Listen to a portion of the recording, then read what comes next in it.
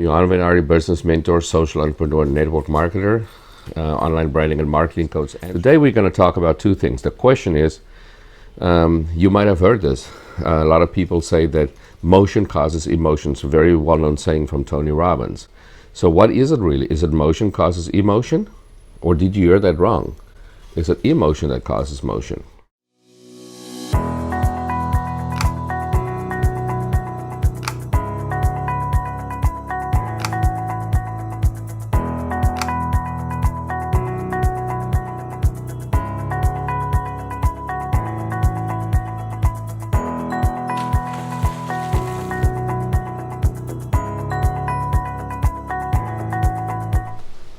The path of the sale is to get them to eventually get to the point where it's easier to say yes.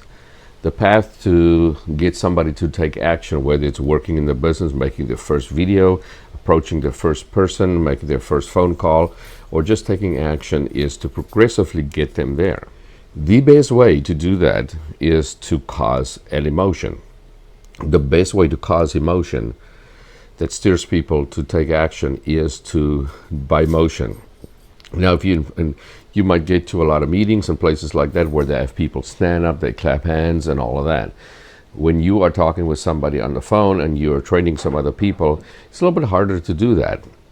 But just getting somebody to open up a video and watch it, or making a phone call, that is some motion, which causes emotion, right? And that's what you want to do. You want somebody to physically move, and do something. And the better and you know what I always tell people when I'm getting them to do something is, hey, just stand up for a second while you're talking to me, or stand up while you're watching this video, because just doing a little something physical causes some emotion. But the biggest thing here, and it's something that I've never really realized, is that once you cause the emotion, and that gets people to make a progressive commitment towards a sale or taking action, is that emotion actually leads to motion, which is action.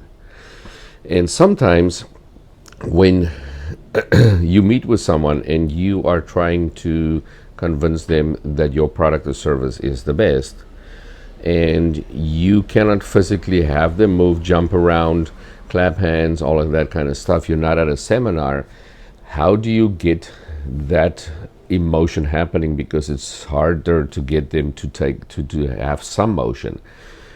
And the best way to do that is by asking questions.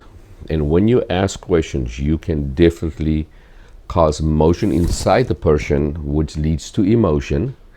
And then when you do that, you can, one of the biggest powers of that is to talk about what you're offering, but then to take it away and then give it back again. And when you take it away, people want something that they cannot have. And that normally causes an emotion. It's like, who the heck are you to tell me that? I'll show you.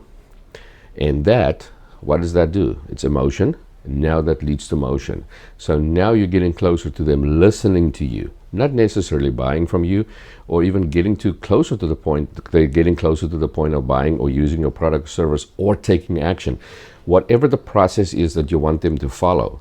Because when you do that, you cause that emotion, you get them to, in their mind, make a decision that they are going to show you, and that they are worthy, and that they want this.